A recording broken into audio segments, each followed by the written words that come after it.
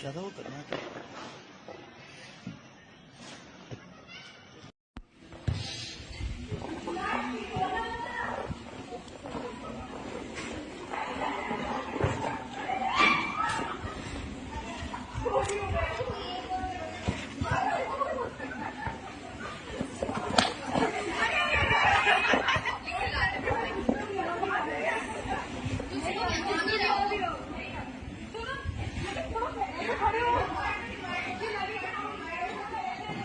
ज़्यादा चिल्लाओ तो। कहना चाह रही थी आप?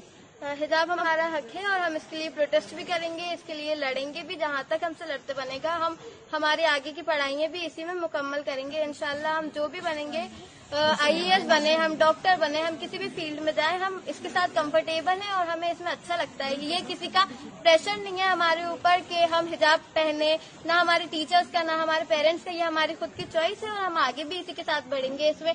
ये हमारी पहचान है, हिजाब हमारी पहचान है और आगे भी हमारी पहचान ही रहेगी। हम इसमें सब कुछ कर सकते हैं, स्पोर्ट्स खेल सकते हैं, काम कर सकते हैं, कुछ भी चीज कर सकते हैं। लाइक जैसे अभी आपने देखा, हम क्रिकेट भी खेले, फुटबॉल भी खेले और हम दूसरे खेल भी ऐसे ही खेल सकते हैं और अच्छे से अच्छा खेल सकते हैं। और हम पढ़ाइयों में भी बहुत आगे हैं, ऐसे ही हमारे कॉलेज का इंशाल्लाह नाम रोशन करेंगे।